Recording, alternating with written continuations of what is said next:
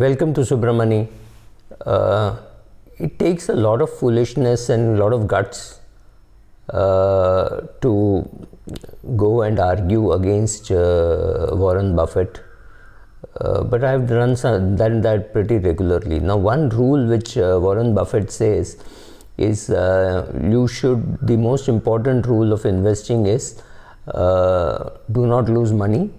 And if you are in doubt, see rule number 1, right? So the most important rule is do not lose money, and the second most important rule is remember rule number 1.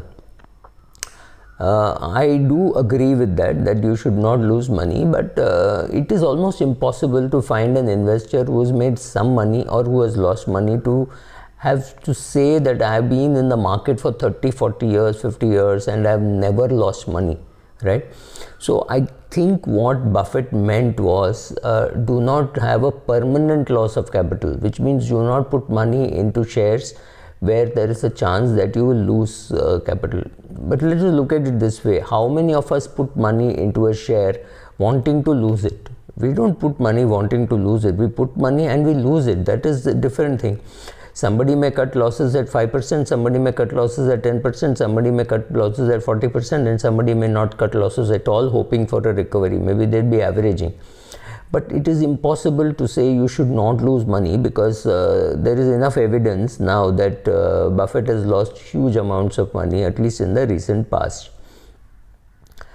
So what do I think is the most important rule of investing? Well, my view is, again, I've taken it from somebody else, I'll tell you who, is know your portfolio. Right? That, to me, that's the only rule. The most important rule is know your portfolio. Somewhat different version of this was given by Peter Lynch, saying know every stock that you own and why you own it. Well, I agree completely with Lynch, and he did not say it's the world's most important rule or investment's most important rule number 1 or anything like that. He just said that, and I'm convinced that when you're investing your money, largely it is the family money, right? If you're, I'm assuming you're the breadwinner in the house, maybe a man or a woman, and you think you should also be doing investing, perfectly correct.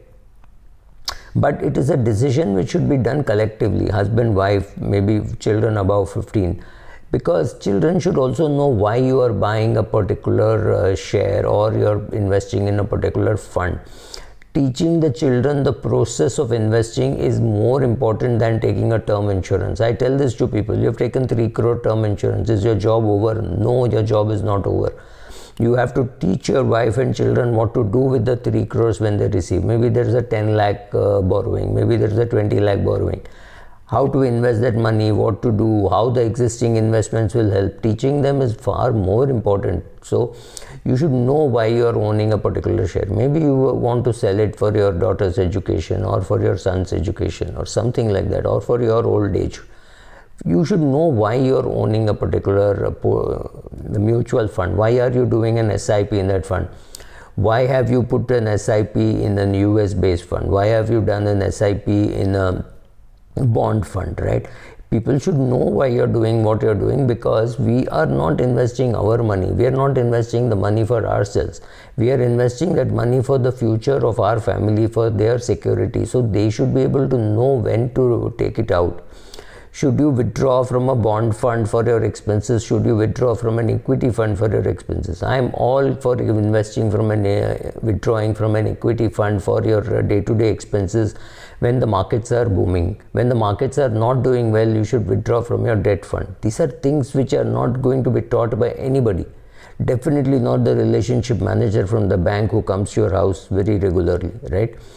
So you also need to know why you have money in equity, why you have money in debt. Debt has very rarely has debt finished on a negative year. Equity has finished on a negative year very many times. I mean, you can go back to the 1970s, 1980s, 1990s. You will find many years, 2 years, 3 years in a decade where it has ended negative. Very, very rarely will you find bonds ending on a negative note. Really, interest rates have to go up so dramatically for you to take such a big portfolio loss. That doesn't happen. So some money should always be in debt. So should it be 60-40 where 60 is in equity, or should it be 80-20? Each individual has to take a call. So knowing which fund, knowing how much in equity, knowing which share, knowing why it has been bought, when it has been bought, does the family have adequate dividend income to live off it, right? These are all things which you know, that's fantastic, but your family should also know.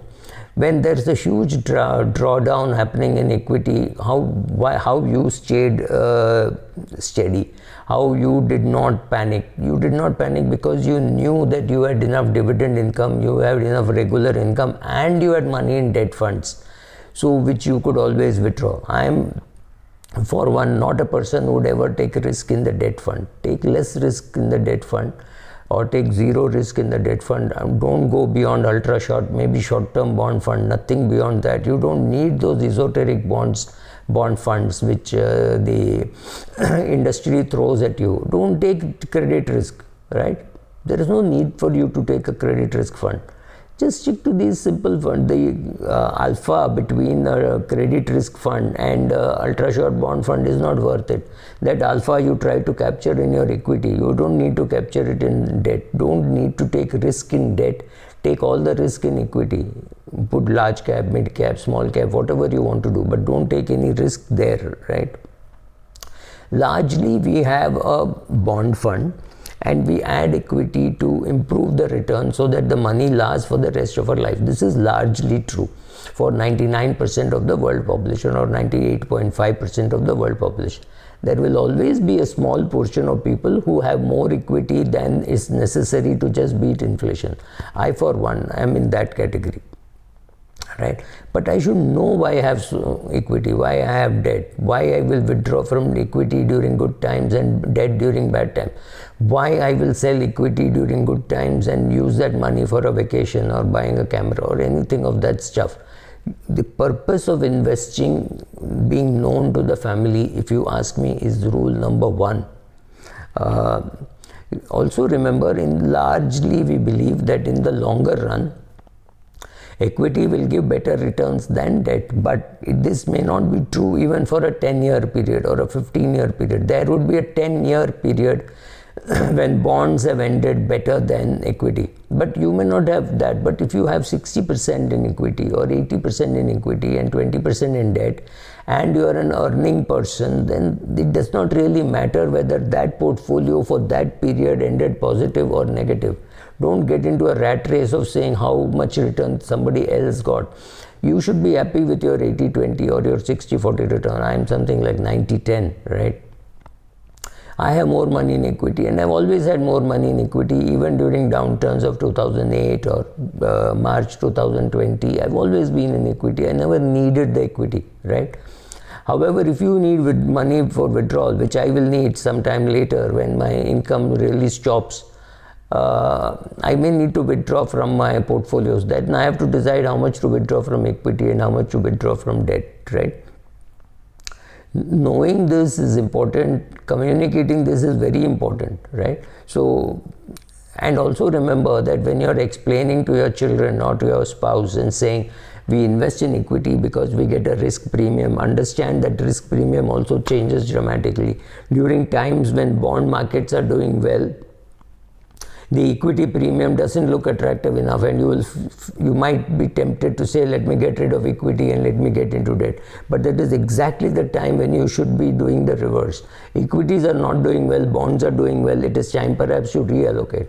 Why you invest in bonds? Simple. You invest in bond funds because you want to be able to draw enough during your retirement. It is not meant to serve any other purpose.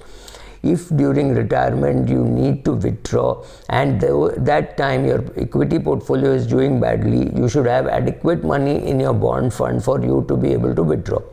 So if you put away, say, 10 years expenses in bonds, let's say you're 50 years of age and you put away 10 years expenses in bonds at this stage itself, and the remaining money is in equity, gold, real estate, whatever. What will happen is, if you do not touch that bond fund till you're, say, 65, that would have also bloated very well.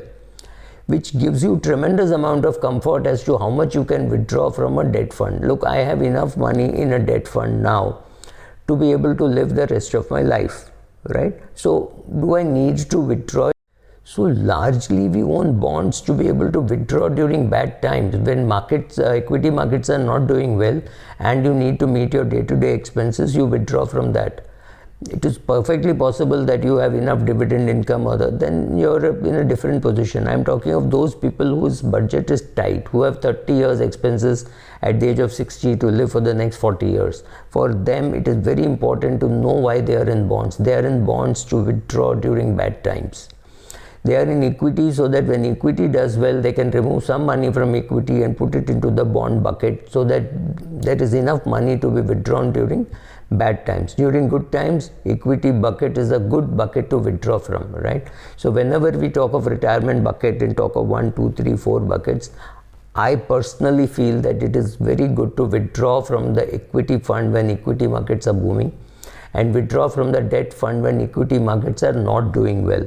Simple, keep it as simple as that. Then you will have adequate money for the rest of your life till your retirement. That is the aim, right? Thank you.